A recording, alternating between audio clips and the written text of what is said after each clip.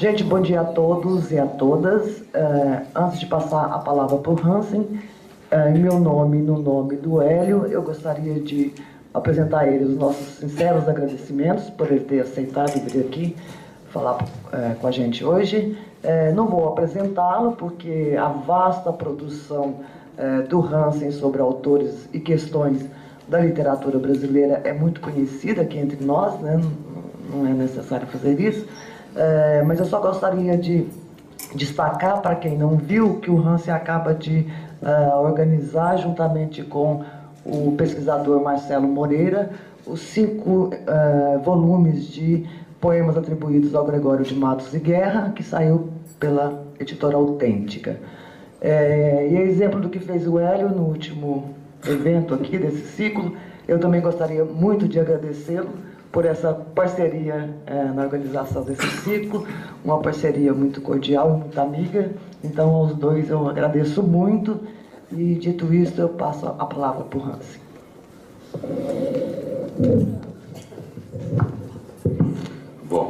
Bom dia. Eu quero começar agradecendo aos meus 2 amigos e colegas, a Silene e o Hélio, por esse convite. E agradeço mais ainda, lembrando que eu não sou nenhum especialista em Machado de Assis e que às vezes é meio temerário falar de Machado de Assis, principalmente quando a gente se encontra na USP. Mas como vocês sabem que viver é muito perigoso, eu resolvi assim mesmo falar alguma coisa, lembrando aquilo que o Guimarães Rosa dizia, que é melhor falar besteiras do que calar bobagens, né? Vocês sabem que, como em toda a literatura, em qualquer ficção, na literatura de Machado de Assis, o autor Machado de Assis não é uma categoria biográfica, ele não é uma pessoa, mas ele é, enquanto autor, uma forma simbólica de uma sensibilidade artística que é modelada na enunciação como um estilo singular e um estilo inimitável que imediatamente a gente diz, isso é Machado de Assis. E nós sabemos também que o estilo não é o homem, mas o estilo é o destinatário. Ou seja, o estilo é o ouvido e também o olho do leitor. Não é verdade? E que, para falar disso, eu lembraria 2 coisas que me parecem fundamentais. A ideia de que as narrativas de ficção, qualquer narrativa de ficção, ela sempre integra 2 funções, que nós podemos chamar de representação e avaliação. Vamos dizer que a representação corresponde ao mundo imaginário que é inventado poeticamente pelo autor como um ato de fingimento, como ficção. E que a avaliação é o juízo que o mesmo autor faz sobre a história imaginária que ele inventa poeticamente, comunicando esse juízo retoricamente ao leitor. Quer dizer, a partir de Memórias Póstumas, a gente sabe, em 80 e depois 81, o autor Machado de Assis, ele passou a integrar de modo assimétrico a representação e a variação. Quer dizer, você se lembra aquele capítulo do Dom Casmurro sobre a ópera do Diabo? O Machado passou a levar a representação para a direita e a avaliação para a esquerda, produzindo nos seus textos uma espécie de princípio de dissimetria do sentido que desde então virou objeto da crítica brasileira, principalmente, tentando definir o sentido dessa operação, não é? Vocês sabem que Memórias Póstumas Brás Cubas, Quincas Borba, Dom Casmurro, Isaú e Jacó e Memorial de Aires, eles são histórias cuja referência principal é a família patriarcal da classe alta, da classe dominante carioca e os seus satélites, quer dizer, clientes, agregados, escravos, no tempo do Segundo Reinado, entre 1840 e 1889, e na Primeira República, entre 89 e 1908. A existência dos personagens desses livros, eu lembro, por exemplo, Brás Cubas, Virgília, Eugênia, Dona Plácida, Prudêncio, Quincas Borba, Pedro Rubião de Alvarenga, Cristiano e Sofia Palha, Camacho, Carlos Maria, Dom Casmurro, já falei, o Bento Santiago, Capitu, Dona Glória, Zé Dias, Escobar, Sancha, Natividade, Aires, Flora, Pedro, Paulo, Tristão, Fidélia, Dona Carmo. Todas essas existências, elas têm um dado comum, que é o fato de elas serem existências fundamentadas no formalismo das leis do Império. Ou seja, os personagens vivem aquilo que o seu tempo vive como um ideal de vida, e as contradições desse mundo reproduzindo nas histórias narradas as verdades que são habituais, normais e naturais que dão sentido a esse mundo. Até aqui eu acho que tudo seria extremamente convencional, pois o Machado está fazendo exatamente o que os outros autores contemporâneos dele também fazem.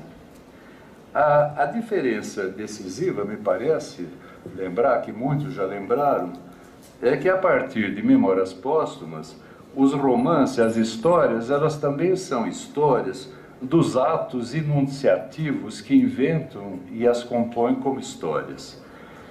Quer dizer, o autor, ele inventa pseudo-autores, como o Brás Cubas, o Dom Casmurro, o Aires, e narradores, como, por exemplo, o narrador de Quincas Borba, que discutem as convenções do estilo com o leitor e principalmente contra o leitor. Eles interpelam o leitor continuamente como testemunha dos seus atos de leitura do texto que eles escrevem ou que eles contam, propondo ao leitor sempre versões alternativas. Quer dizer, com a interpelação do leitor, eu acho que isso já ficou bastante evidenciado também em trabalhos como o do Hélio, o autor demonstra ao leitor que ele, autor, transforma funcionalmente um pré-requisito do próprio ato de narrar, que é a seleção das matérias sociais que vão ser transformadas como matérias da ficção, do texto. Ele transforma esse pré-requisito do ato de narrar numa convenção técnica e numa convenção estética que os seus pseudo-autores e narradores discutem, avaliando os usos na composição das histórias. Quer dizer, tecnicamente, a interpelação do leitor evidencia sempre uma parcialidade.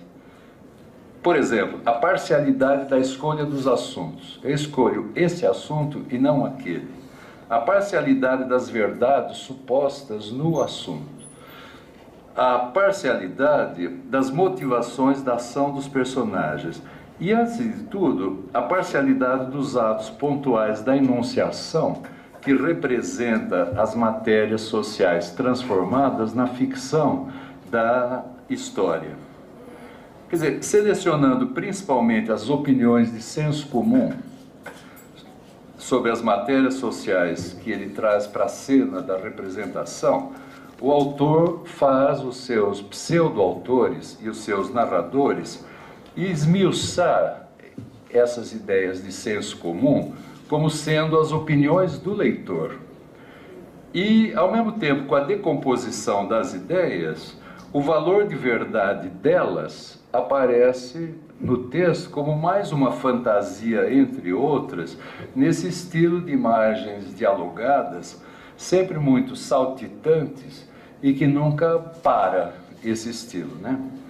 Quer dizer, nós podíamos dizer, pensando nesse procedimento, que Brás Cubas, Dom Casmurro, Aires e os narradores, eles agem na enunciação e falam de si mesmos ou comentam a história em que eles inventam um passado.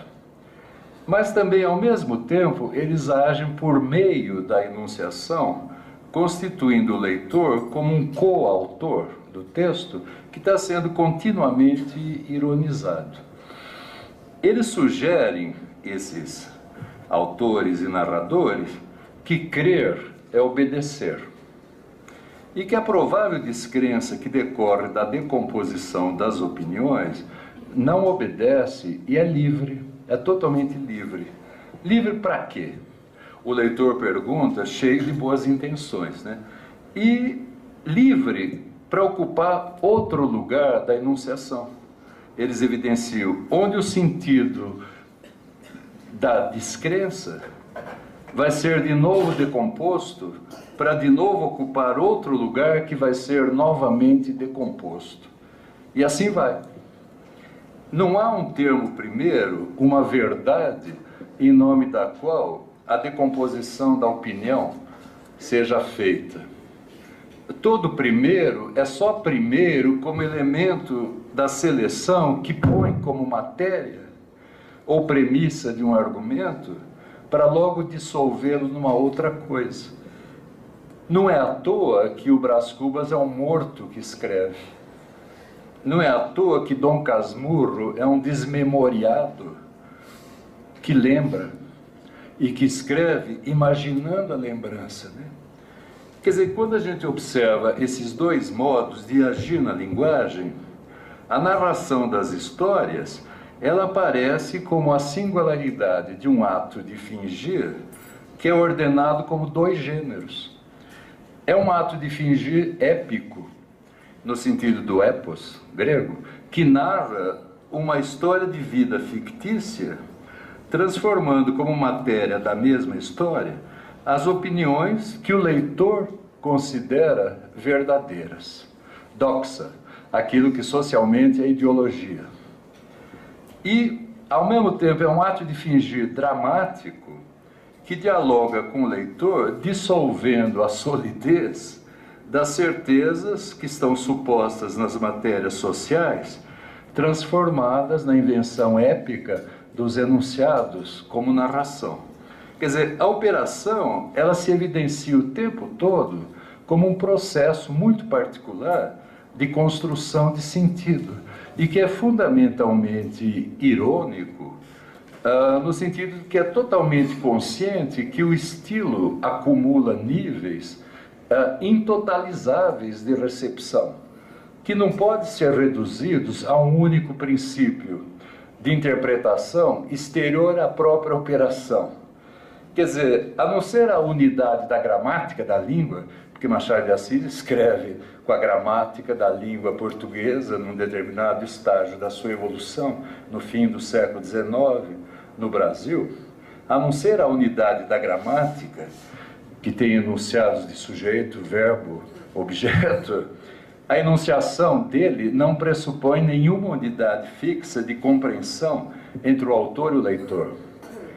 Esse estilo em evidenciar que tudo o que os pseudo-autores e narradores dizem, aparentemente muito, às vezes, irônicos, tirando a máscara das convenções sociais, tudo é outra máscara, mas que se reflete como máscara indefinidamente em outras máscaras, mas máscaras sem nenhum rosto que ela encubra. Não existe um primeiro, não existe uma máscara que está ocultando uma verdade, simplesmente não há verdade. O que nós estamos num mundo de pura contingência. Então, nesse sentido, a gente pode pensar a profundidade trágica. O Machado é muito trágico. Aquilo que constata agressivamente sempre o nenhum sentido da vida. A vida não tem nenhum sentido. Nós vamos morrer. Ponto. Né? E que deseja morrer, essa profundidade trágica, ela é simultaneamente corroída pela vulgaridade cômica, que ri da estupidez profunda. A profundidade é estúpida, afirmando a pura superfície das coisas. Agora, a contínua dissolução recíproca de significações é tragicômica, é claro, e mantém o sentido do sentido da operação sempre suspenso num vácuo, que é humor, e é puro humor negro, um puro vazio. E já se falou, vocês sabem disso, que essa operação decorre da raça. Machado era mulato, e o mulato é nervoso. O racismo disse isso. Decorre da doença, ele era epilético, os epiléticos realmente têm uma mania e uma depressão simultânea. Ele fala do moralismo, ele é um moralista, ele é um Pascal do século XIX, ele é La Rochefoucauld, ele é um moralista espanhol, Gracián, ele é um moralista português, Matias Aires, Vieira, está lá ligadão no século XVII. Do pessimismo, ele lia muito Schopenhauer, o mundo é vontade e o desejo é cego. Disseram também que é o ceticismo, é a descrença radical de todos os valores, ou então disseram que é o niilismo. Machado de Assis é um niilista, não tive filhos, não transmitia a nenhuma criatura o legado da nossa miséria. Eu diria, pode ser, mas a gente teria que pensar uma coisa prévia, é que a operação é simbólica. A escrita do texto, ou seja, sendo simbólica, ela é objetivamente material, como operação materialmente poético-retórica, e nesse sentido não há nenhuma, passando ao lado desse psicologismo, desse moralismo que muitas vezes se afirma, é uma operação que demonstra objetivamente que não existe nesse mundo de que as histórias falam, nenhuma unidade primeira de que as histórias narradas pudessem ser a representação de modo unívoco. Pois as próprias matérias sociais, os assuntos, as matérias sociais que o autor Machado de Assis seleciona do seu tempo como matéria para ser transformada, como matéria da ficção, do texto, as matérias sociais, elas atestam por si mesmas que não há, socialmente, nenhuma experiência social verdadeira que pudesse ser totalizada como uma unidade coletiva da experiência. O império é fundamentalmente corrupto. O império ele está dividido entre vários interesses. O império é escravista. O império tem positivistas, mas ao mesmo tempo ele é católico. As elites do império, elas pressupõem os homens subordinados, os homens brancos que são pobres, que não são negros e que são, por definição, gente do favor. Quer dizer, as próprias matérias sociais não têm nenhuma unidade. Então, o romance que as transforma também não tem nesse sentido, né?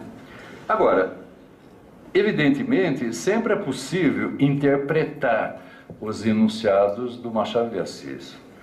A hermenêutica, a gente sabe, sempre é possível quando a gente a faz pressupondo um campo idealista que entende a linguagem como representação substancial fundada em semelhanças de unidades transcendentes prévias.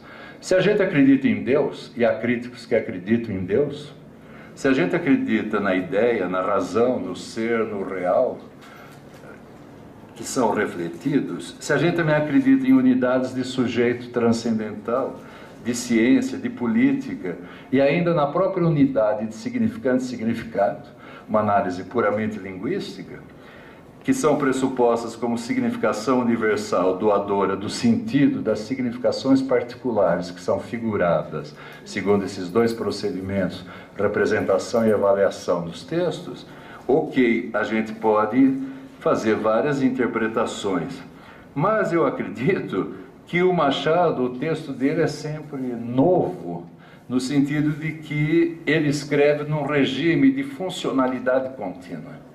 Ou seja, ele escreve num regime que evidencia para nós, leitores, a contingência radical da enunciação, e de toda enunciação, mostrando que a enunciação não pressupõe unidade, que não há nenhuma unidade no mundo, que tudo é radicalmente produto da contingência.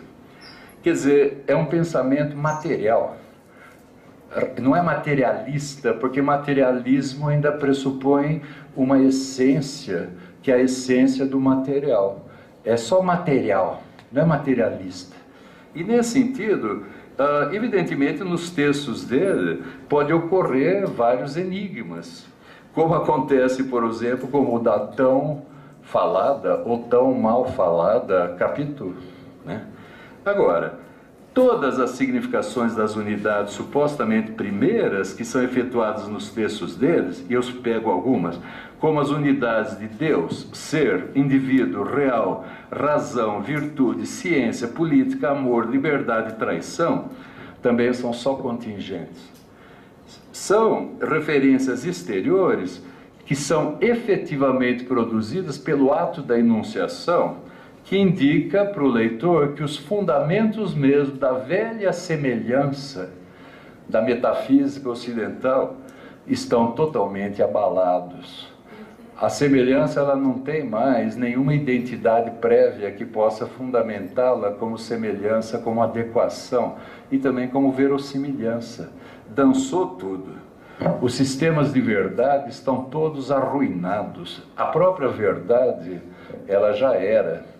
E o próprio regime, nesse caso, de verdade, de funcionalidade contínua, desculpe-me, ele tem sentido e ele é produzido no ato da enunciação como um sentido que só se expressa no devir do acontecimento das decomposições. Ou seja, ele só se define no ato e imediatamente ele deixa de ser. Assim, o que está em jogo no estilo do autor Machado é fundamentalmente a significação estética e política de atos de enunciação contingentes que compõem funcionalmente a ruína de unidades que até 1880 elas davam significação substancial para coisas, pessoas, ações, eventos particulares do Império. Na minha opinião, me parece que o Machado já está compondo uma enorme figuração, que a gente podia pensar alegórica, de um grande cadáver, que são os projetos que vêm do Império. Quer dizer, o Império como ruína, e daqui a pouco uma sociedade inteira, que é a sociedade brasileira, como uma ruína. E então uma escrita sobre um cadáver. Agora, essa efetuação contínua de que afirma que tudo é contingente e que produz o acaso, ela tem muito sentido, que é um sentido artístico e político, porque ela produz uma não significação daquele mundo determinado no romance, mas não necessariamente do mundo em geral, que continua, como o nosso, um mundo contingente. Dá pé falar disso, não é? Quando a gente lê Machado, a gente observa que o autor Machado de Assis, ele compõe enunciados que são gramaticalmente próprios, corretos e elegantíssimos. Mas ele se desloca digressivamente por eles, minando a significação. E a própria significação de elegância, de correção e de propriedade. Quer dizer, o estilo dele propõe uma noção qualquer como objeto de exame. Ele compara suas significações com referências filosóficas, políticas, históricas, literárias, morais, econômicas, bíblicas, mitológicas, que são citadas na cena do argumento como exemplificação de ideias. A moda das sentenças, aí lembra dos moralistas franceses, espanhóis e portugueses do 17. Ok. Agora, os enunciados, sempre muito gramaticalmente corretos, eles são atravessados por uma técnica retórica de afetação de frivolidade do autor. Ele avança como que negligente, como que desdenhoso sobre assuntos extremamente disparatados, deixando para trás fusões muito inesperadas de conceitos que divertem o leitor com divergências perversas, xistes, gracinhas malvadas, duplos sentidos, gravidades relativizadas por ninharias, desaforos, agressões, agudezas. Com a técnica que afeta a frivolidade, o autor costuma fazer a enunciação dos seus pseudo-autores e narradores agir em 3 tempos. No primeiro tempo, eles aplicam 2 metáforas ao tema que é tratado. Uma trágica, uma metáfora trágica, que é séria, e outra metáfora baixa, que é cômica. Em seguida, eles encontram traduções para as 2 metáforas, trágica e cômica em coisas distantes das referências imediatas do discurso, que são coisas baixas e ridículas para a metáfora alta e coisas elevadas e sérias para a metáfora baixa. Com isso, eles produzem um misto. Retoricamente, é um misto. Quer dizer, ele não tem unidade orgânica, mas ele é misto. Retoricamente, se a gente pensar no costume retórico antigo que vem dos gregos, ele está se aproximando do cômico, que não tem unidade, porque ele é deformado, porque é mistura, e é o fantástico. É o fantástico que não tem unidade. E aqui é o Machado, leitor do Luciano de Samosata.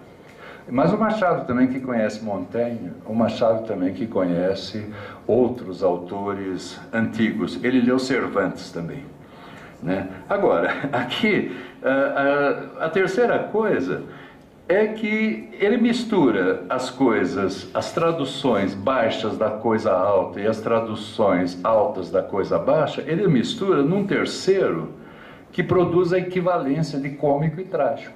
O cômico é trágico e o trágico é cômico. Então, riso e gravidade no mesmo nível, produzindo uma exaltação e depressão, uma euforia e melancolia, como um humor negro que dá um piparote na obtusidade do leitor. No terceiro momento, ele volta a examinar as metáforas e toma agora as metáforas ao pé da letra. Aquilo que era metáfora agora é tratado como sentido próprio, como sentido literal. E ele retoma os significados para reiniciar a operação. Eu peguei um trechinho aqui que pode ser divertido, não sei se não é muito chato para sua paciência. Eu lembro, quando ele lembra a amante da sua juventude, a bela Marcela, a espanhola, o Brás escreve: gastei 30 dias para ir do Rocio Grande ao coração de Marcela, não já cavalgando o corcel do cego desejo, mas o asno da paciência, há um tempo manhoso e teimoso, que, em verdade, adou os meios de granjear a vontade das mulheres, o violento como touro de Europa, e o insinuativo como cisne de Leda e a chuva de ouro de Danae, 3 inventos do padre Zeus, que, por estarem fora da moda, aí ficam trocados no cavalo e no asno. Não direi as traças que urdi, nem as peitas, nem as alternativas de confiança e temor, nem as experiências baldadas, nem nenhuma dessas coisas preliminares. Afirmo-lhes que o asno foi digno do corcel. Um asno de Sancho, deveras filósofo, que me levou à casa dela no fim do citado período, apeei-me, bati-lhe na anca e mandei-o pastar. É o capítulo 15 do Memórias Póstumas. A gente lê e diz assim, 30 dias e Rocio Grande são fórmulas de sentido próprio, que situam a ação no tempo, 30 dias, e no espaço, o Rocio Grande, no rio. Mas a fórmula coração de Marcela, corcel do cego desejo e asno da paciência são metáforas que visualizam conceitos de modo quase alegórico, com muita animação, né? Agora, ele mistura já expressões de sentido próprio e figurado, e o Brás começa mais uma das suas inúmeras digressões, né? Ele amplifica o discurso retoricamente, introduzindo um tema: os 2 meios de granjear a vontade das mulheres. Com ele generaliza para todas as mulheres o que ele vinha dizendo apenas de uma, e do amor de uma em particular, que é a Marcela, e que é um tipo de amor em particular, que é o amor de uma mulher que vende o amor, né? Agora, a generalização que ele faz é formulada como sendo verdade.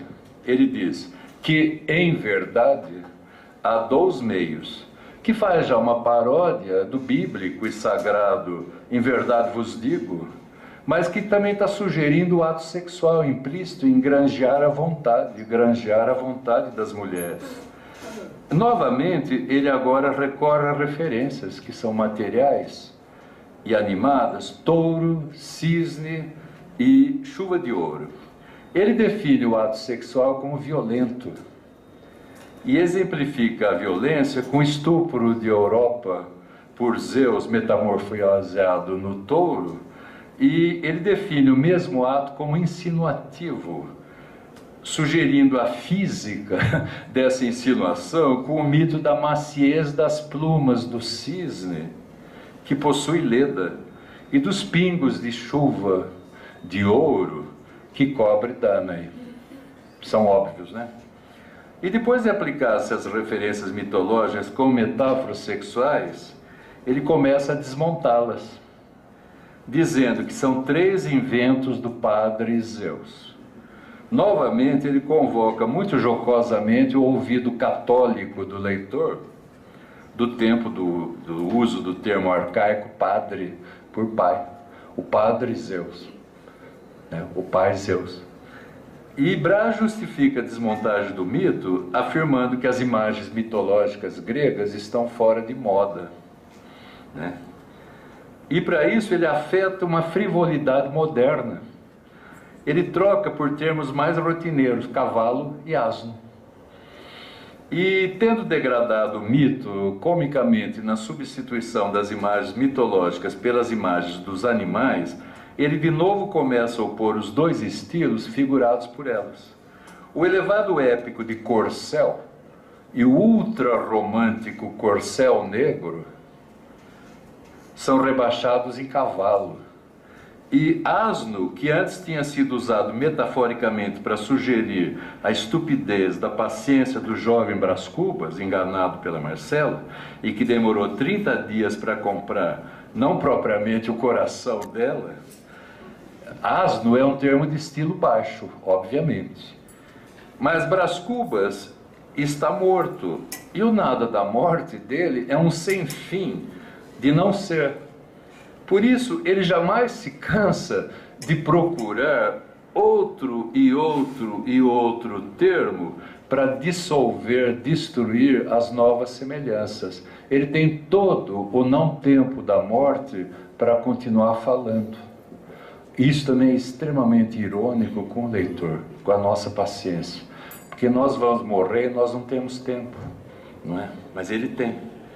Antes de reiniciar a operação, ele dá um tempinho ao leitor e lembra agora os lugares comuns do amor, das histórias românticas que conformam o imaginário imbecil do leitor. O leitor é romântico e por isso ele é idiota.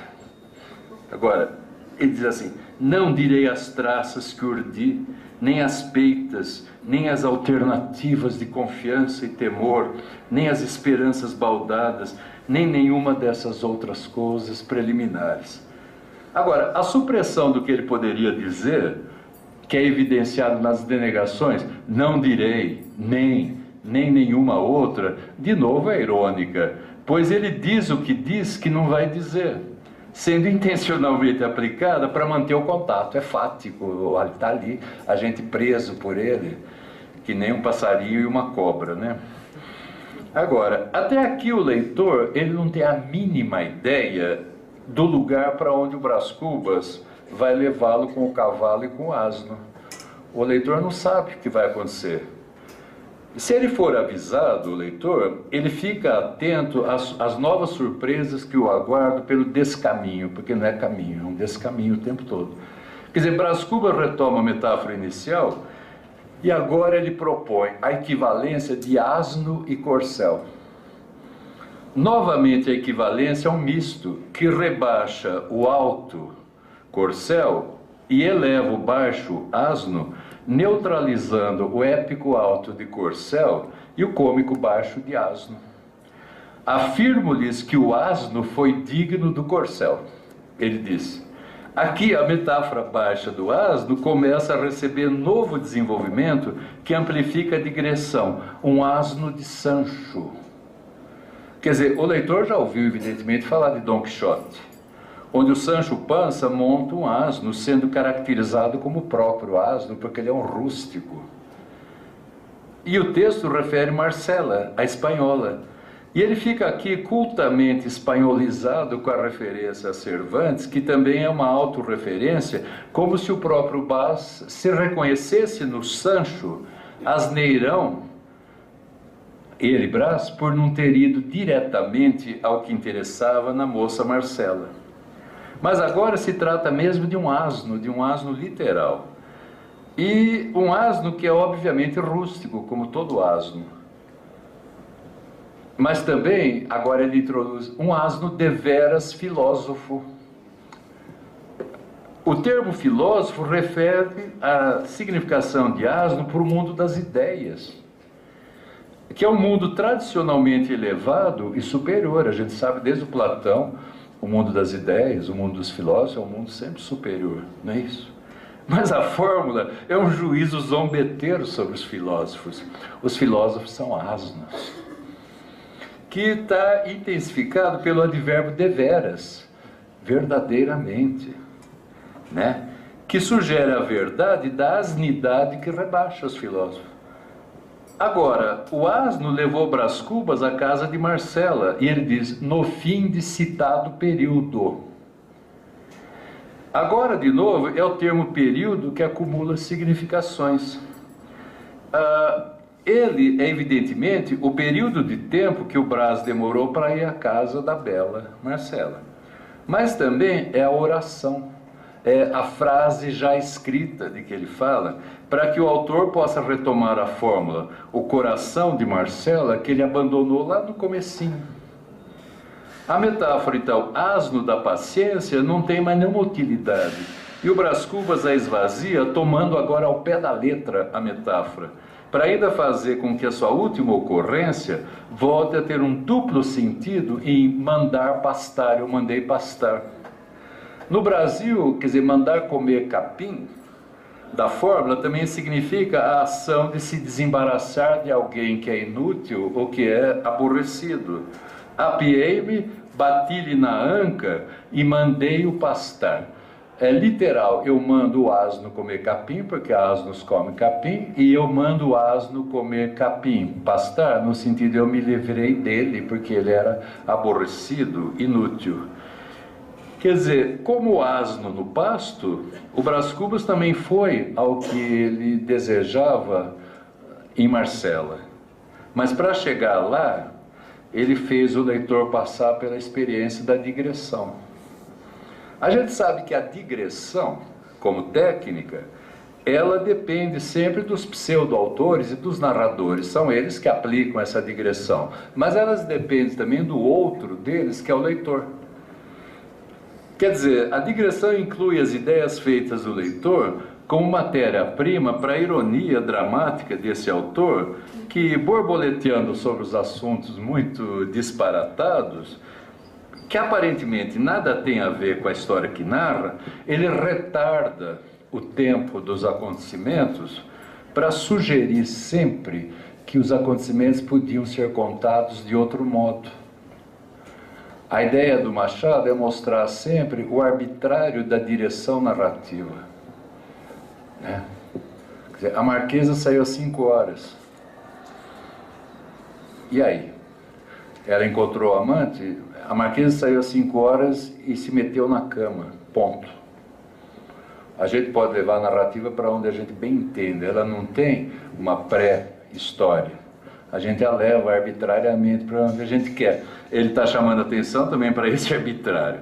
Quer dizer, essa funcionalidade contínua que evidencia essa contingência de uma enunciação que não pressupõe unidade, evidenciando esse arbitrário da direção narrativa e dos meios usados para conferir a verossimilhança do discurso.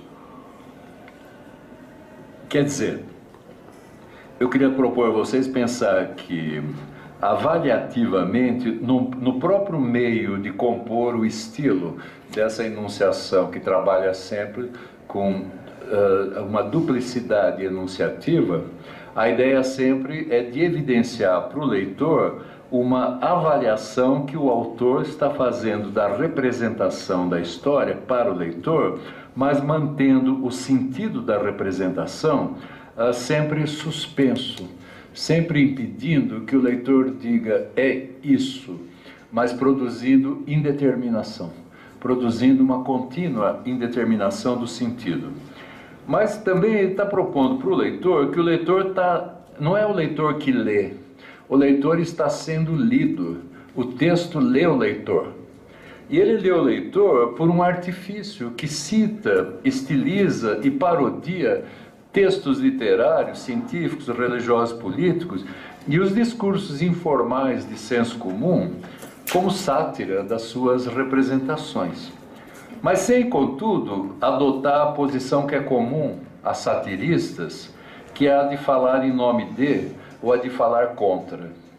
O satírico sempre, de modo geral, é um ser moral que acredita que ele tem uma missão sagrada de dizer a verdade, porque sua sociedade é corrompida e corrupta. Então ele geralmente é um fundador de religião, o satírico. Ele quer estabelecer algo puro contra o impuro, etc. Aqui não. Aqui ninguém fala em nome de e ninguém fala contra. Quer dizer, nas partes no conjunto, o que invariavelmente ocorre é uma neutralização simultânea dos valores nesse vácuo que a gente vive como humor. Tudo bem? Que é humor. E, diferentemente da ironia, vocês concordam comigo que a ironia ela é uma velha senhora socrática? A ironia socrática? E ela é uma velha senhora muito austera que sempre fala em nome das verdades, da moral e dos bons costumes da cidade. A ironia sempre tem uma coisa a defender. O humor não. O humor é efetuado pelo uso da ironia como procedimento que relativiza as certezas. E o humor é apátrida. O humor não tem nacionalidade. O humor, ele sabe que o instinto de nacionalidade é um instinto que geralmente é muito tonto.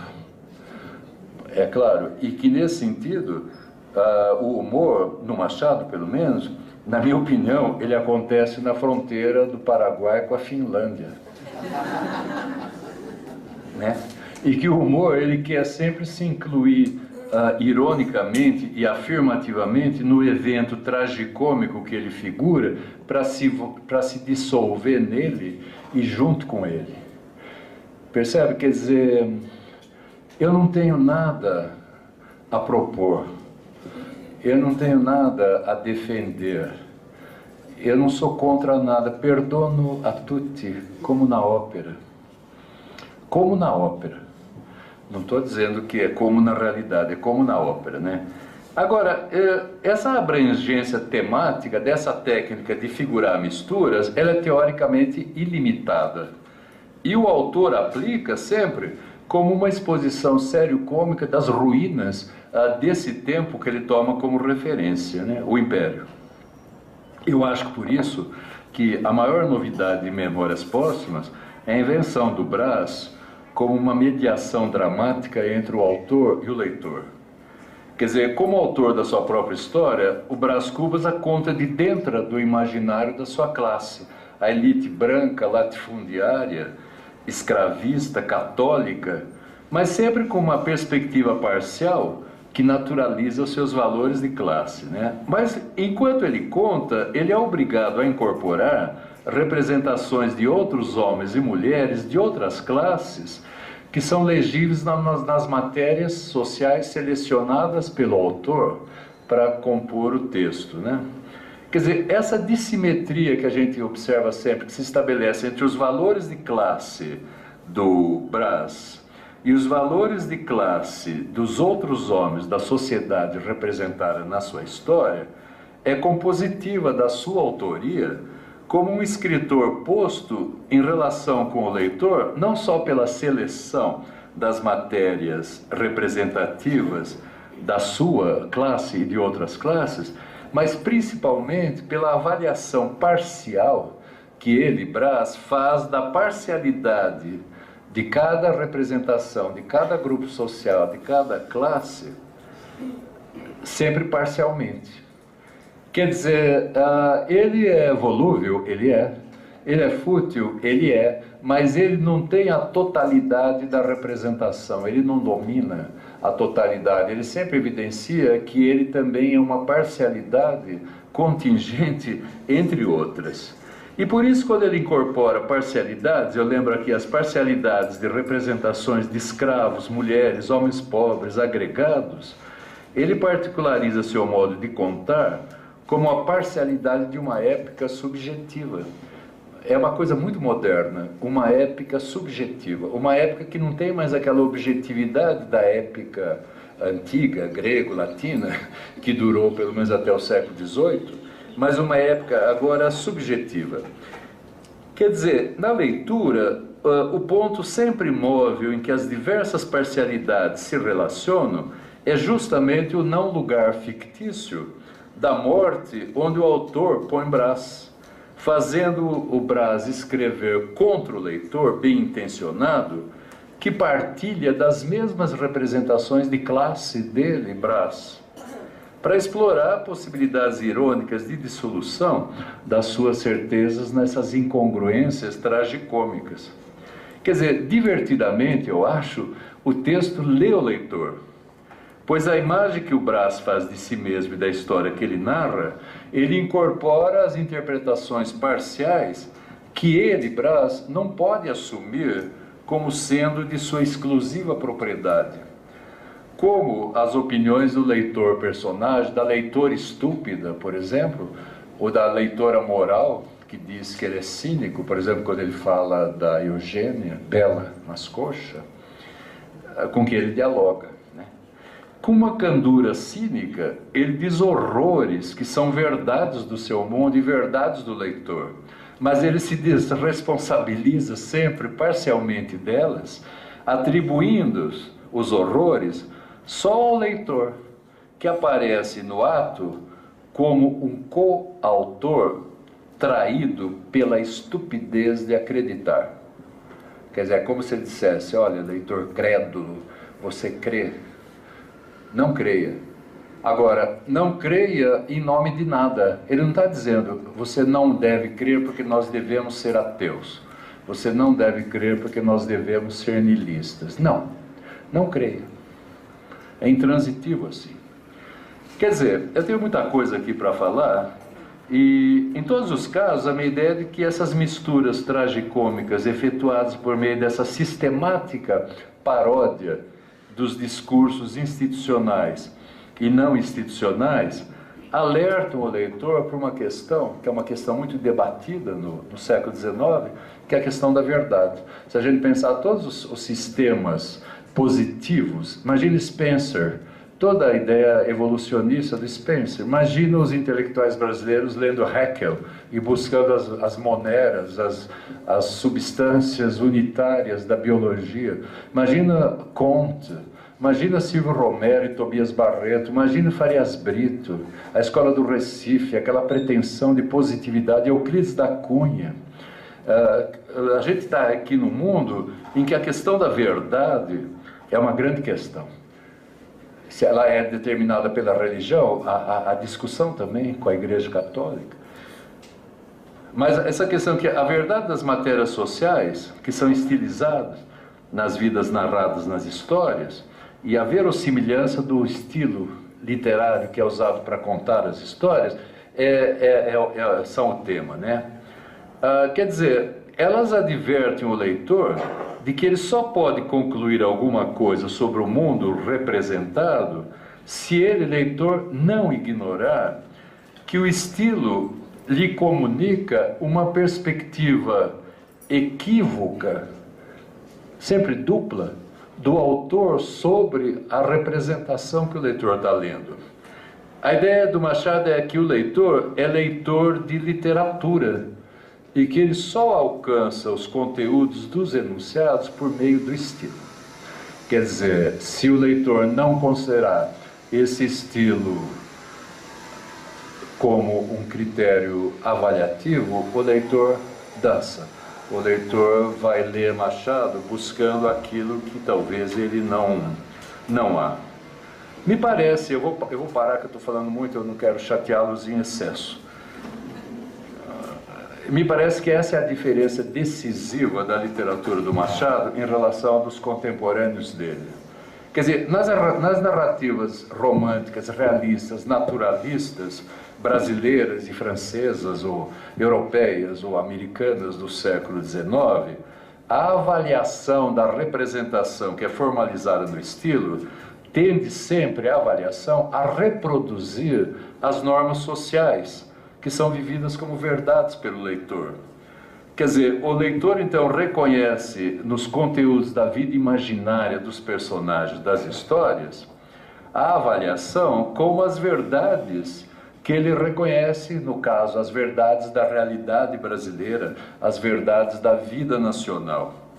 Quer dizer, nos romances românticos, realistas, naturalistas, a quase identidade da avaliação e da representação faz o estilo corresponder à expectativa ideológica do leitor.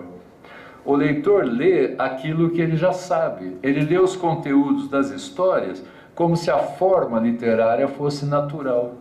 Vocês lembram, por exemplo, daquele artifício que os românticos brasileiros usam, como os franceses, os ingleses também usavam? Quer dizer, Alencar, a história é verdadeira. Alguém me contou, não há nenhum artifício no que eu conto. Quer dizer, se a gente é romântico, a gente faz o possível de ocultar em nome de uma naturalidade da expressão, né? Agora, aqui não, quer dizer, nesses modos de ler, a leitura reproduz os conteúdos do texto literário como se a forma fosse natural e remissivamente derivada dos conteúdos, como se a forma fosse um elemento neutro, transparente, como se não houvesse linguagem. O mundo burguês, vocês sabem, ele é um mundo que naturaliza os seus interesses como ideologia, como se fosse verdade. E para isso ele elimina radicalmente a ideologia, a percepção do simbólico. Nas nossas sociedades, desde o século XVIII, não sei se vocês concordam, a linguagem é uma transparência. A linguagem não é vista como prática e como produto social. A materialidade do simbólico é geralmente iluminada, porque nós somos instrumentalistas, nós somos falados pela ideologia. Agora, quem reconhece o simbólico percebe o artifício e a particularidade da regra e evidencia que nós somos mortais. Percebe que esse modo de organização social que nós vivemos, ele não é necessariamente natural e, portanto, ele não vai durar para sempre. Um dia, felizmente, ele vai desaparecer. É claro. Agora, autores que sempre tiveram lucidez, e Machado é um autor de uma lucidez assustadora, eles chamam a atenção do leitor justamente por artifício, dizendo, olha, tudo que eu estou dizendo é artificial. Não existe natureza. Não existe natureza. Não existe natureza humana. Não existe Deus. Não existe unidade no real que a nossa ciência positivista vai dizer isso é verdade. Não, a verdade é uma invenção. Existe uma história da verdade. É como se o Machado conhecesse o Nietzsche. Ele não conhece, mas como se ele conhecesse, né?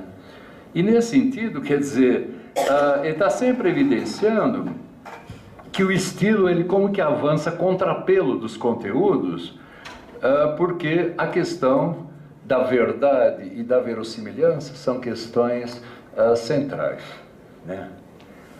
A gente sabe, eu vou parar de falar, mas a gente sabe que qualquer discurso de ficção é considerado verossímil porque ele pressupõe um verdadeiro, isso desde os gregos, né? Vocês se lembram, Aristóteles propôs lá na poética e também na retórica e depois aquela velha ideia grega de que existe na cidade aquele conjunto de representações que os gregos chamavam de endoxon, endoxa. Ou seja, o que é endoxon? A boa opinião. É verdade, aquilo que nós consideramos verdadeiro. Agora, se eu sou um poeta, eu devo produzir um discurso eikos, que é semelhante a isso que é verdadeiro. O meu público espera a reprodução verossímil, semelhante ao verdadeiro, daquilo que é tido como uma boa opinião. Agora, essas sociedades antigas que tinham ser, é claro, existe ideia, motor imóvel, depois Deus cristão. até o fim do século XVIII, é claro, elas pressupunham justamente uma adequação dos discursos a esses modelos prévios do que fosse verdade. Agora, vocês imaginam, estou falando muito genericamente, quando a Revolução Francesa corta a cabeça dos reis, ela também mata Deus. Deus deixa de existir. A realidade agora não tem mais nenhum fundamento fundamental, essencial. O Kant mostra, não é verdade? Quer dizer, as sociedades são meramente contingentes. O tempo agora, ele é a matéria de uma ciência chamada história. E a história é um puro arbitrário. É nesse sentido que no século XIX, que a arte romântica, essa grande arte romântica, acho que ela foi justamente a discussão disso, quer dizer, o que é o eu, né? E nesse sentido me parece que a gente tem uma questão que foi posta, principalmente no século XIX, e que o Machado retoma de grandes autores. Não é à toa que a crítica toda mostra a presença do Stern, nele é fundamental pensar o Stern, que o Nietzsche dizia que é o homem mais livre que já existiu até hoje. Vocês leem aquilo que o Nietzsche fala sobre o Stern, a gente podia, tirando o nome do Stern, falar do Machado aqui no Brasil, que é a mesma coisa. Essa liberdade de pensamento, esse modo que dança entre as ideias, pensando, nada é sagrado. Eu sou totalmente livre. Sabe uma experiência de liberdade radical?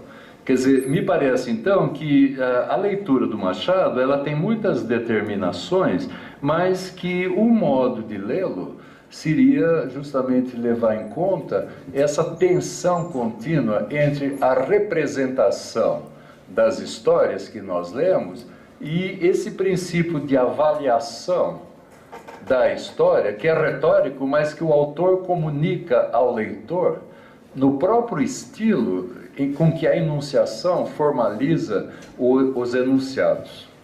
É claro, quer dizer, a história está sempre sendo mediada por um meio extremamente artificial de contar e um meio que sempre evidencia os seus próprios limites enquanto meio, porque ao mesmo tempo que ele relativiza, ele também se auto-relativiza e se autodissolve, deixando sempre o leitor num processo de contínua indeterminação. O leitor pode dizer, Machado é pessimista, sim, muito, mas também tem que dizer, ele é muito otimista, porque ele trabalha com os dois.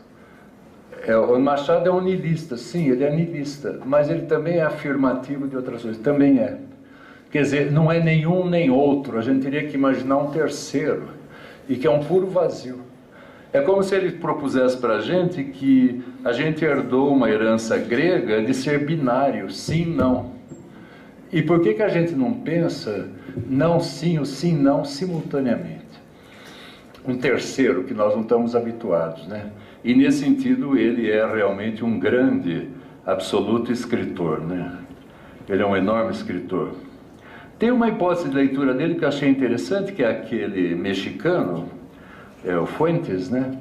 Que diz que na Europa, no século XIX, com Balzac, depois Stendhal e o Flaubert, se criou uma tradição do romance realista que acabou dominando no século XX, no Ocidente todo.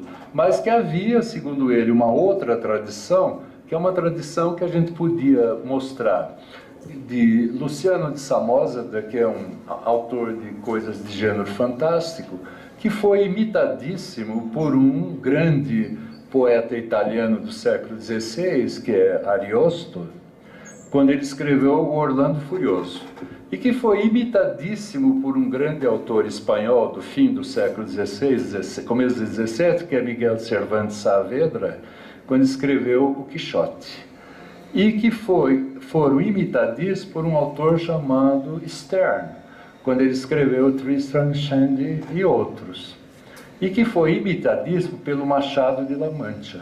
Então ele propunha que a gente pensar o Machado de La Mancha nessa tradição não realista. Agora, a gente sabe também que a crítica brasileira, desde o século XIX, ela tem se esforçado bastante para fazer do Machado um autor realista, que ele também é, mas não só, que é justamente a questão da discussão do sentido dele em relação à chamada nacionalidade brasileira. O Abel Barros Batista acaba de publicar pela Unicamp um livrinho chamado Três Emendas, em que ele propõe reler o Machado de Assis por meio de Montaigne, Pascal e Sêneca, em que ele faz uma pergunta que foi feita por um crítico norte-americano recentemente. E o crítico perguntava assim: nós não podemos ler o Machado de Assis ignorando a história do Brasil?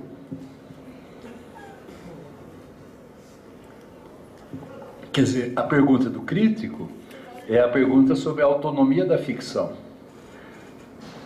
E a ideia do Abel Batista era discutir como, na crítica brasileira, a gente está sempre pressupondo a relação do texto e do contexto, como dizem alguns, ou sempre a relação de que o sentido final da ficção seria determinado por um sentido que a gente dá à história do país. E a ideia do crítico norte-americano era a ideia de que a ficção tem uma autonomia enquanto ficção e que ela não é necessariamente um documento da história da nacionalidade. Ela é um documento, antes de tudo, de uma prática de ficção.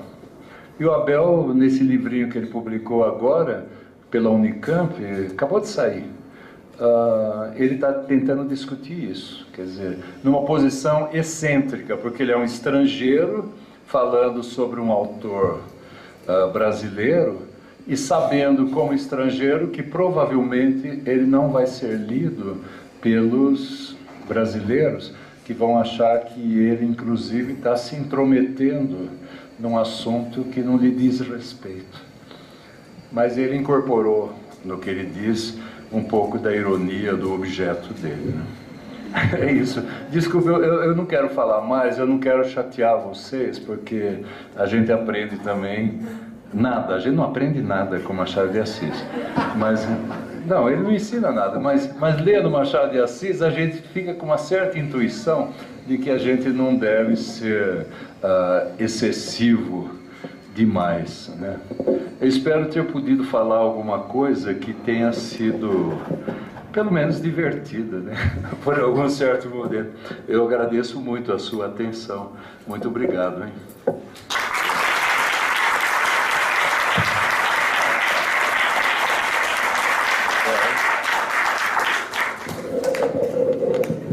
Hansen, querido, mais uma vez, muitíssimo obrigada. Então agora a gente abre para as questões de vocês.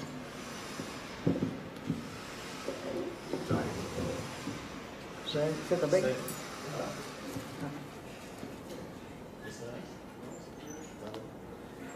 Bom, então primeiro cumprimentar pela excelente palestra, muito bom escutar você, muito bom ter você aqui, e cumprimentar a Silane e o Hélio pela excelente iniciativa.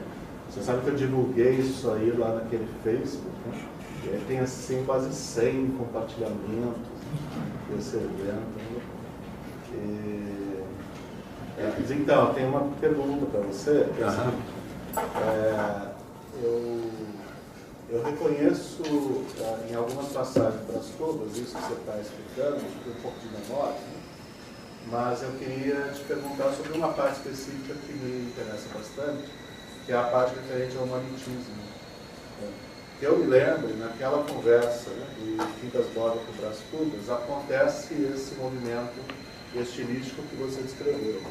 Tem ali situações em que há elementos que se referem a uma espécie de alto estilístico, elementos que se referem a um baixo, eles são movimentados dentro da dinâmica discursiva, pelo próprio Quincas Borba e também pelo Brás Cubas na interlocução, de modo que eles vão mudando, deslocando o seu valor, e há um ponto, eu acho, de fato, sobretudo no final da história que vai dar no ato de chupar o osso do frango que ele está comendo, que de fato se junta, o que seria o ponto contrário.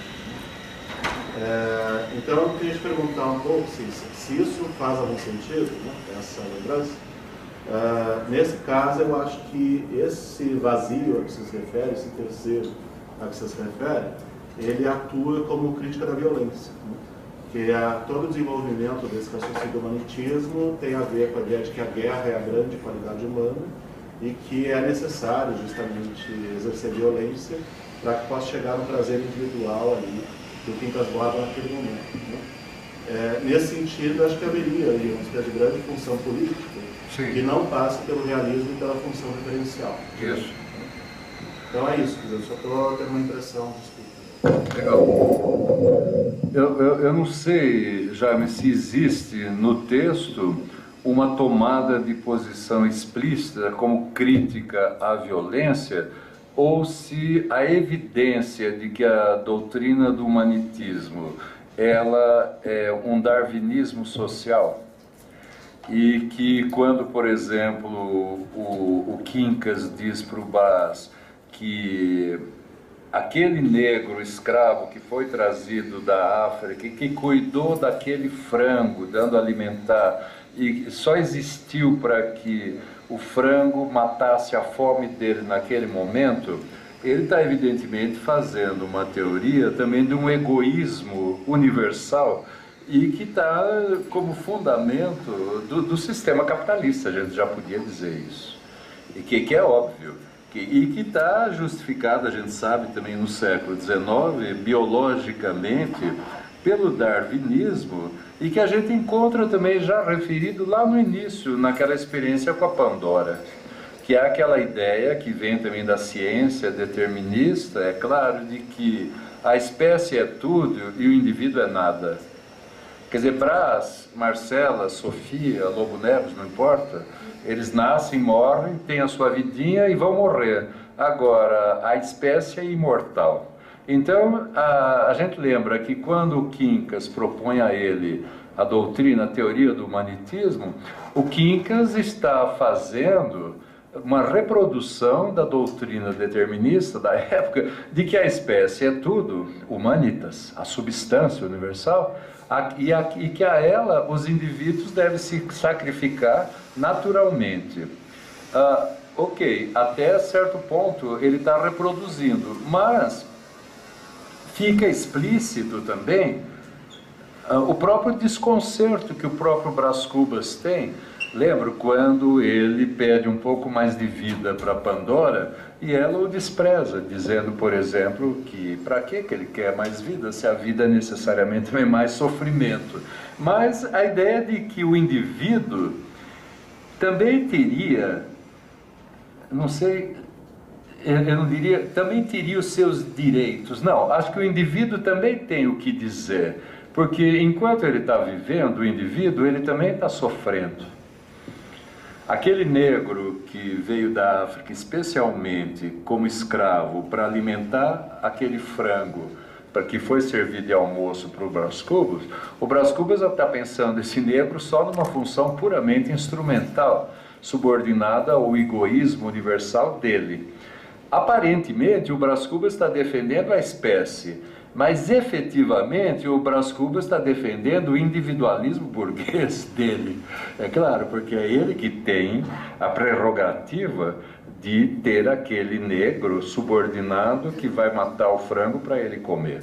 Então eu tenho a impressão que quando o Machado, nessa paródia, ele explicita o funcionamento efetivo do darwinismo social como ideologia de exploração burguesa da escravidão e também já de um proletariado que está se formando, na Europa já está formado, eu acho que existe sim essa crítica de uma violência, mas não é uma crítica da violência que esteja propondo a superação dela.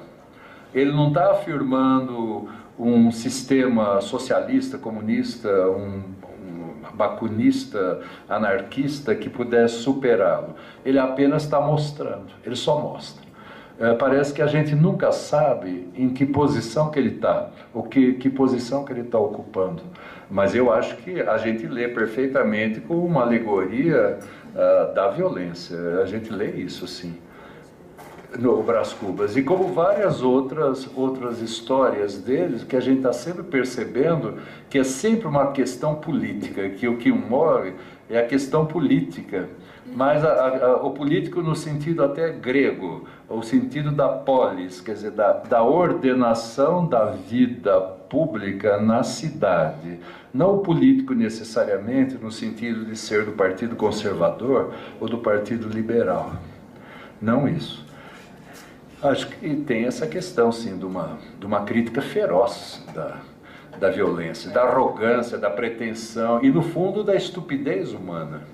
Né? Porque o mundinho do Brás é um mundo também terrivelmente medíocre. É um mundo de fazendeiros, escravocratas. É um mundo assim que não tem muito futuro. Ele vai virar um mundo tucano no século XX. Não, mas é. Não, mas é. Já é mesmo. A gente encontra lá. Não, recentemente eu li aí uns textos de cronistas sobre estrangeiros que passaram aqui pelo Brasil no século XVIII e XIX e andaram aí pelo interior de Goiás, Mato Grosso, Minas, e essas grandes famílias latifundiárias que deram origem a tantas importâncias, eles são todos assassinos de índio. Eles são escravocratas, e é uma gente assim que os viajantes chegam, é uma gente que tem terra embaixo da unha, é uma gente de pé no chão, uma gente analfabeta, ignorante, feroz, e dá origem a uma elite brasileira que se reproduziu assim também no século XX, né? Eu li, por exemplo, eu acho sempre legal esse exemplo, um filósofo e sociólogo francês que veio fundar a USP, que é o Jean Monnet. Ele esteve aqui na década de 30, e junto com Lévi-Strauss e outro, Bastide, e ele conta no livro dele, Les Dents Agacées, Os Dentes Irritados, que é um livro de memórias, ele conta que quando ele esteve aqui em São Paulo, na década de 30, em 35, a dona Olívia Guedes Penteado, a Granfina, que patrocinou a Semana de Arte de 22, ela convidava os intelectuais de São Paulo e os professores franceses para irem à fazenda Morro Azul dela, aqui no interior, em Limeira. Fica lá no alto da montanha, dá para ver ainda a fazenda em Palmeiras Imperiais, que a gente passa em Anguera, a gente vê. E ele diz no livro dele o seguinte, que lá dentro no salão, Mário de Andrade falava de expressionismo alemão, e alguém tocava no piano uma peça do Erik Satie, que era a vanguarda, e que Oswald de Andrade, com uma das amantes dele, mais uma, falava de Picasso e do que ele tinha visto em Montmartre, do futurismo, e que eles discutiam política, e que ele, o Jean Monnet, ele saía às vezes para fumar no alpendre da fazenda, ficava lá no terraço da fazenda, e que era 5 da tarde, e que então ele via, vindo do cafezal, os colonos italianos. Mas os colonos italianos eram levados pelos capatazes a cavalo, com um rifle e carabina, que obrigava os colonos italianos a entrar às 5:30 da tarde nas casinhas das senzalas.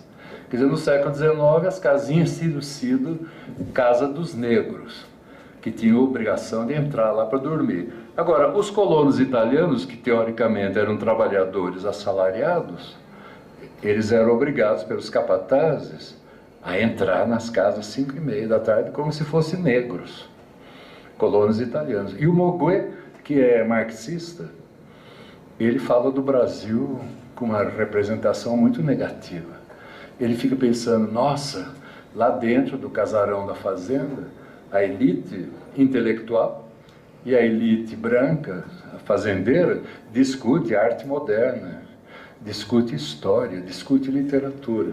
Lá fora, os capatazes estão controlando os trabalhadores como se eles fossem escravos. E ele diz, o regime escravocrata não acabou no Brasil.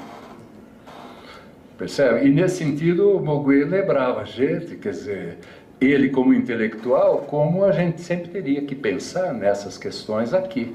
Quer dizer, a determinação básica da própria produção intelectual. O Machado de Assis, que é um cara legal, né? Eu acho que ele pensou muito bem.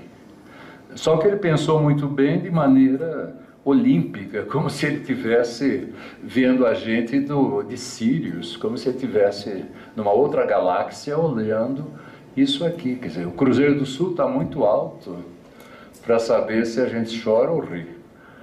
Talvez o riso seja choro e o choro seja riso, é uma ideia assim, né? E nesse sentido eu acho que tem tudo a ver, sim, também, com o humanitismo, né? Porque o humanitismo está aqui entre nós agora, vocês concordam? A teoria do humanitismo está funcionando a toda, assim. Eu acredito nisso, não sei. Não, a minha questão é sobre o que você falou da verossimilhança, que o Machado trabalha muito com a ideia de máscara sem rosto por trás, né, sem ter uma verdade por trás. Sim. E no século XIX tem essa questão da busca da verdade. Eu queria saber como que o público recebeu um livro que trabalha em existência de uma verdade essencial, e especialmente como que recebeu Memórias Póstumas de Brás Cubas, que é inverossímil por definição, mas que soa verossímil enquanto a gente vai lendo. Eu queria ter uma ideia de como foi a recepção. Eu acho que a resposta foi dada pelo próprio Brás Cubas, né? Que há algum tempo hesitei, e que ele não sabe se ele vai ter aqueles leitores standards que teria tido, que ele vai ter talvez 5, e que ele nem sabe se ele vai ter tantos leitores. Mas que ele sabe também que ele tinha 2 tipos de público. Você se lembra que ele disse que tem um leitor grave, que lê as histórias esperando a moral e o exemplo, a verdade, e que tem um leitor frívolo, que é aquele leitor que quer uma cama mental, um leitor que quer ser inseminado pelo texto, aquilo que o Cortázar chamava um leitor fêmea, né? Que quer ser levado pelo texto e que quer só a diversão, mas que ele não quer nem o leitor frívolo, nem o grave, e que ele sabe que ele ainda vai ter a estima de um terceiro tipo de leitor, que talvez funda os dois, que é frívolo, grave, grave, frívolo, que é o leitor típico do Stern, né? E que é o leitor do Brás Cubas, que ele produz esse leitor no próprio texto. O texto está produzindo um novo leitor, concorda?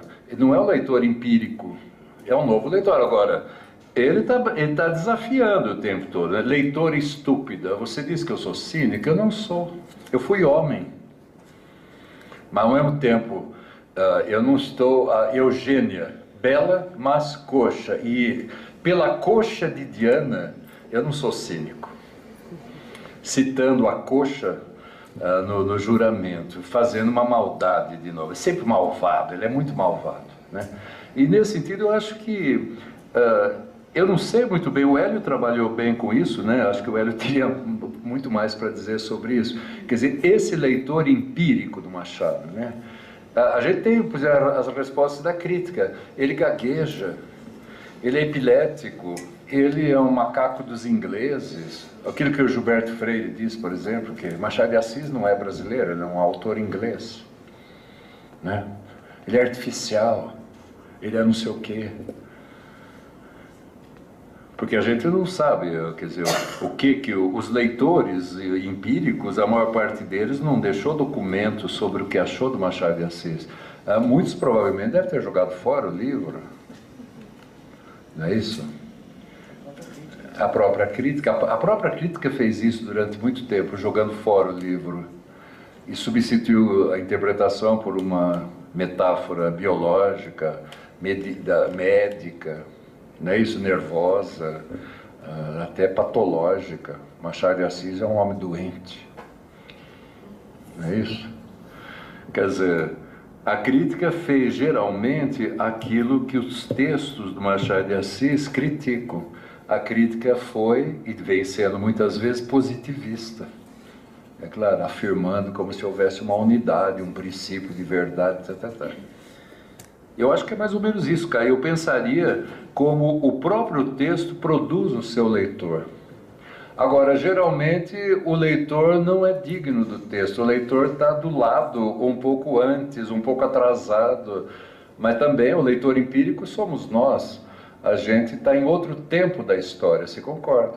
O intervalo semântico entre a gente e o autor, ele também é um intervalo cronológico, e ele é um intervalo histórico. E essa história já determina uma mudança no sentido, concorda? necessariamente. É sempre uma dissimetria, nunca existe uma igualdade. É legal porque isso permite a gente também dizer que não há uma verdade definitiva sobre o Machado. O que os críticos dizem é muito bom. Há críticos ótimos sobre o Machado, mas não é definitivo. Não é uma palavra de verdade, o que é bom também. O que permite o blá blá blá continuar sempre. Eu acho assim, não sei. Alguém tem mais alguma questão? A minha dúvida é a questão da mudança da leitura, porque, embora a obra seja a mesma, o homem que lê muda a visão da obra conforme as realidades do tempo e a própria... Justamente. Os artifícios que a crítica cria para Isso. ler a obra. A minha dúvida é a seguinte: como o seu texto vai, com essa, passa, o seu texto na sua aula passa nessa dissimetria entre a representação e a avaliação, que não foi uma compreensão inicial, porque o homem do século XIX leu de forma referencial o texto durante muito tempo e até Isso. publicado e tal. Queria que você falasse um pouco sobre isso, sobre essa mudança na leitura. Isso. Eu diria sempre uma coisa que os historiadores da escrita e os historiadores da leitura e historiadores de literatura que têm se aproximado do que os historiadores de leitura têm dito, a ideia de que a leitura é uma prática histórica e que a gente sempre lê segundo os critérios que nós aprendemos no nosso tempo. O Kafka diz isso no diário dele. O Kafka escreve assim: se eu ler um texto no ano 2000, eu estarei lendo a literatura do ano 2000. Supondo, vamos dizer, os condicionamentos, as determinações. Aquilo que você se lembra, aquele conto magnífico do Borges sobre o Pierre Menard, inventor do Quixote. Lembro disso, quer dizer, o Menard, aquele belga, em 1917, eu acho, ele resolve escrever o Dom Quixote. Ele não quer fazer uma estilização, uma paráfrase, ele quer escrever o próprio Quixote. O que ele faz? Ele se converte ao catolicismo, ele começa a desenvolver uma ojeriza ao Islã, ele pensa numa guerra santa contra o mundo árabe, ele aprende espanhol o mais possível que ele pode do século XVI e XVII, e ele começa a escrever o Quixote. Lembra, o Borges então diz, o Quixote do Cervantes, o primeiro volume, não o segundo, o primeiro de 1605, não o segundo de 1614, mas o primeiro. Em certo lugar da Mancha, de cujo nome não quero recordar-me, vivia um fidalgo pobre, desses de adaga encabido. E o Menard escreve, em certo lugar da Mancha, de cujo nome não quero recordar-me, vivia um fidalgo pobre, desses de adaga encabido. Agora, o Cervantes escreve assim, a história mestra da vida. E o Cervantes, como escritor do fim do século XVI, ele tem aquela concepção católica da história que cita o Cícero, que a história é mestra da vida, que quando nós lemos um gênero histórico, o historiador escreve a vida de grandes homens que fizeram grandes feitos no gênero epidítico, no gênero alto, para nos fornecer modelos da nossa ação prática na vida. Então eu leio a vida de Alexandre da Macedônia ou a vida de Júlio César, eu aprendo grandes ações que eu devo fazer. Agora, o Menard, diz o Borges, ele está escrevendo em 1917, ou seja, na metade da Primeira Guerra Mundial. E um tempo que já conhece o Stuart Mill e já conhece vários autores norte-americanos pragmáticos. Então, o enunciado, a história, a mestra da vida, ele é inverossímil. A história já foi demonstrado desde o século XIX, o Marx, por exemplo, a história não se repete. A história não ensina nada, os homens não aprendem nada com a história. A primeira vez ela é tragédia, a segunda vez ela é uma farsa trágica. Quando ela se repete. Não, ela não se repete. Então, diz o Borges, isso que é legal, o mesmo texto, o texto é o mesmo, ele é idêntico. Agora, para leitores do século XVII, o texto era totalmente verossímil, porque ele reproduzia os sistemas de verdade do leitor. Agora, os leitores do século XX, de 1917, quando lê a mesma história, o mesmo texto, ele não é mais verossímil. Ele não tem mais unidade, ele parece falso. Ele não funciona como texto literário. Por quê? Porque mudaram os sistemas de verdade. Agora, então a ideia do Borges é que uma teoria literária, ou a própria ideia de uma crítica da leitura, ou estudos da leitura literária, deveriam levar em consideração a variação histórica dos sistemas de verdade. E sempre pressupondo que não existe uma universalidade desses sistemas, mas que eles são função de produtos, de produção, e que eles têm uma historicidade própria. Então, quer dizer, Machado de Assis admitiria tantas leituras quantos forem os sistemas de verdade considerados quando nós o lemos. É por isso que a gente tem hoje uma leitura liberal. A gente tem leituras, por exemplo, aqui, a gente tem uma leitura do marxismo do Schwartz, que pressupõe uma ideia, na minha opinião, totalmente equivocada, que é a ideia das ideias fora do lugar, mas isso já está superado, essa discussão, mas que é uma leitura marxista e que chega a conclusões, às vezes, muito legais na interpretação da vida social, de personagens. Vocês concordam? Tem uma leitura católica, que é uma leitura humanista, que é a leitura do Bose. Tem uma leitura que às vezes é meramente estilística, que só está preocupada, não propriamente numa questão política, nem ideológica, mas na questão assim, de ficar determinando metáforas, sinédocas do Machado de Assis. É claro, tem leituras liberais deles, tem leituras anarquistas, tem leituras assim que estão aplicando Foucault, Deleuze, todo o desconstrucionismo francês do Machado de Assis, tem leitura lacaniana, fazendo psicanálise de personagem, tem de tudo. Agora, qual é a verdadeira? Não tem, eu acho que não tem. Agora, quando tudo isso for ruína, e um dia vai ser, vocês imaginem em 2300, eu acredito que é possível que o Machado ainda continue sendo lido, mas eles vão falar, olha, naquele tempo, como eles liam esse cara, que gozado, que coisa histórica. Nossa, é como os gregos antigos. É claro, quando nós formos os nossos gregos antigos, quando a gente for a nossa ruína, não é legal? E eu nem sei se a gente pode supor essa pretensão, nós sermos os nossos gregos. Acho que não, porque nós somos uma sociedade norte-americana de plástico e nada disso vai restar, né? O Dante Alighieri, infelizmente, não pensou um círculo do inferno para os chineses, para essa civilização de plástico que a gente é. E é muito vulgar, eu penso nisso, quer dizer, acho que não vai ficar.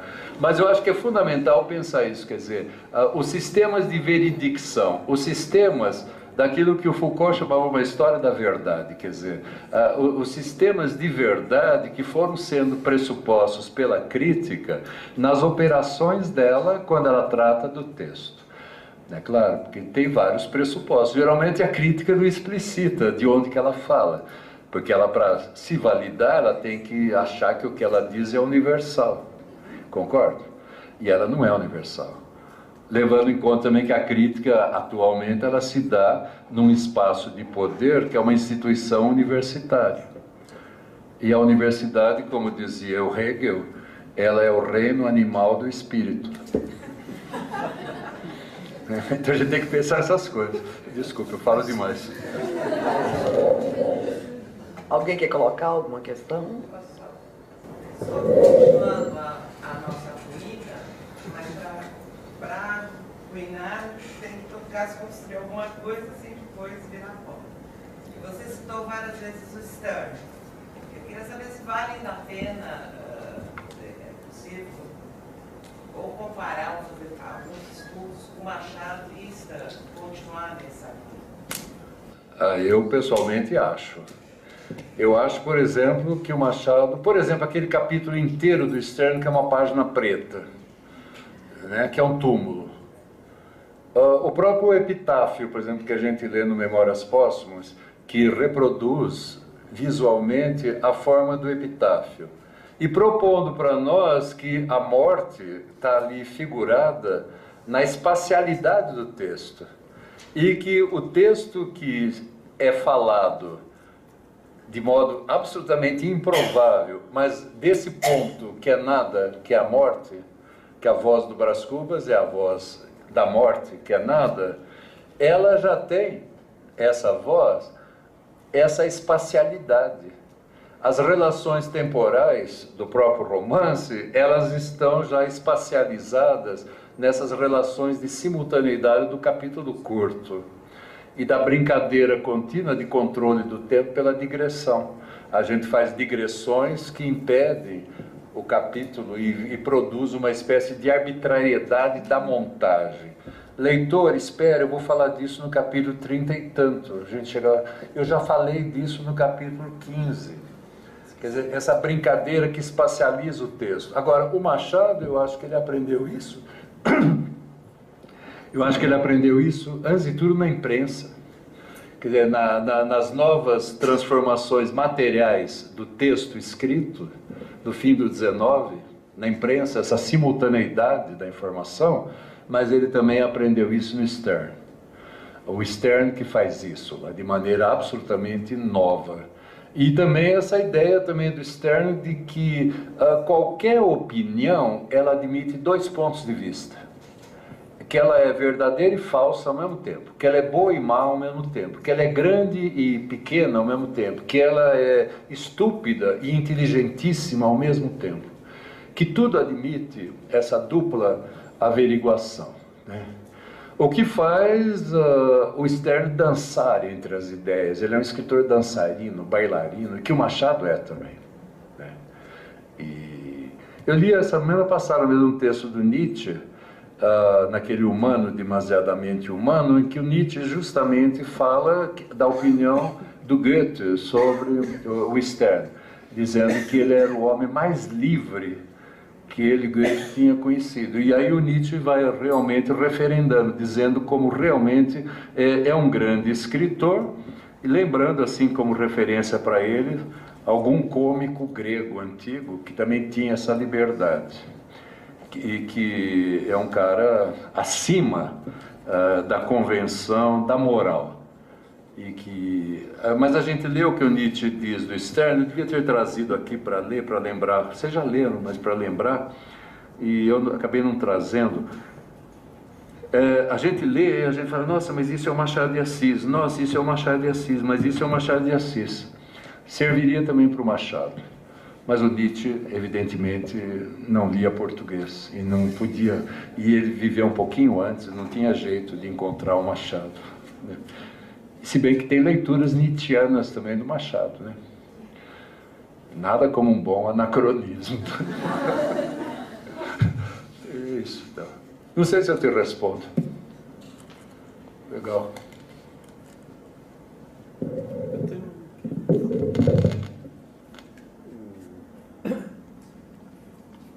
A obra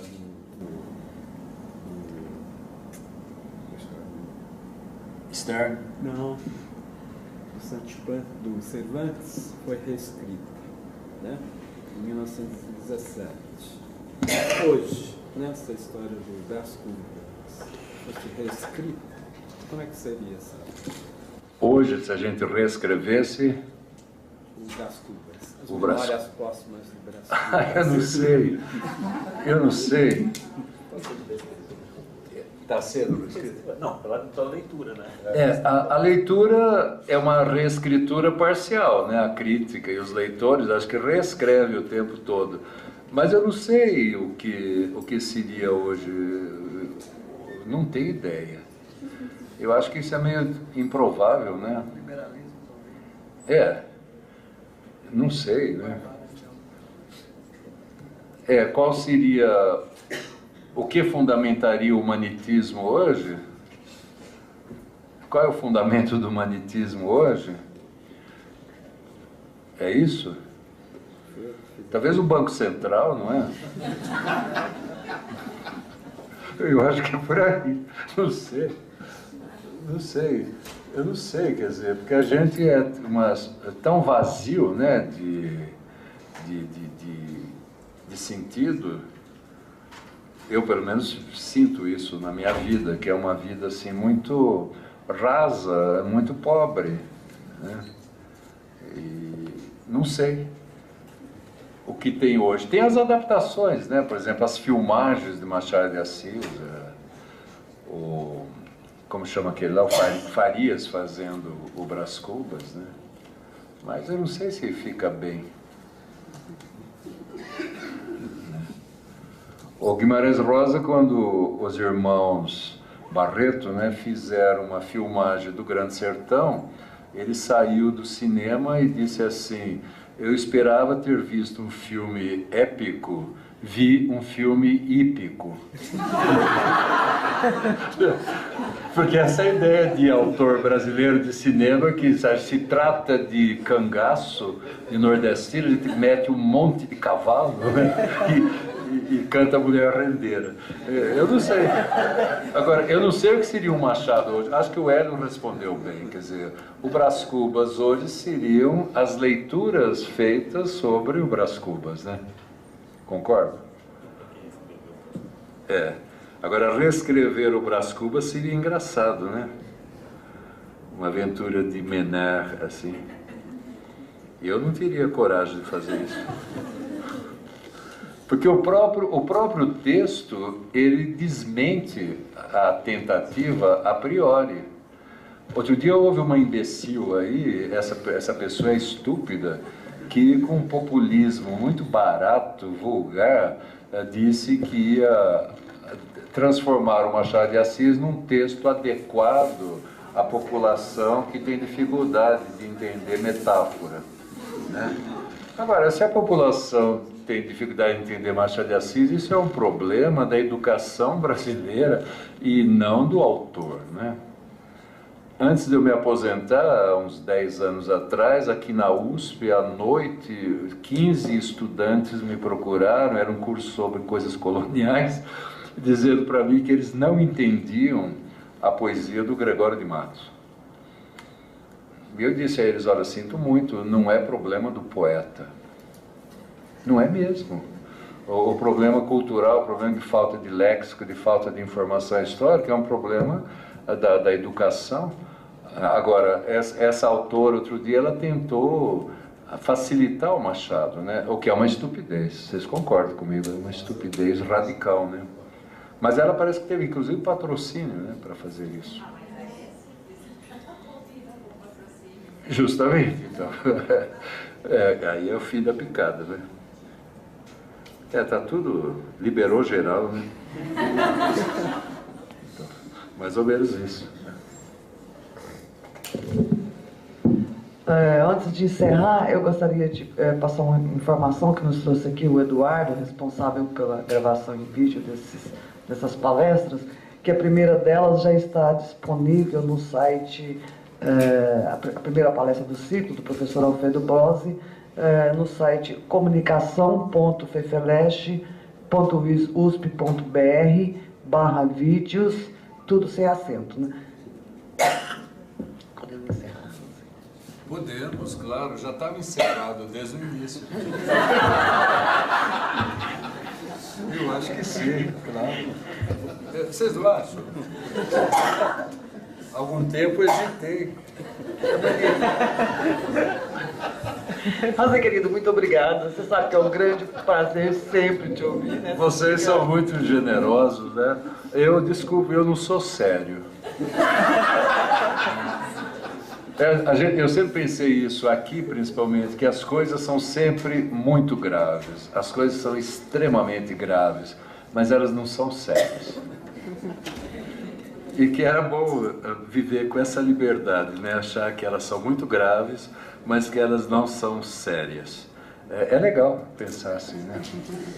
Agora, esses textos, como Machado de Assis, eles só funcionam se eles nos liberam.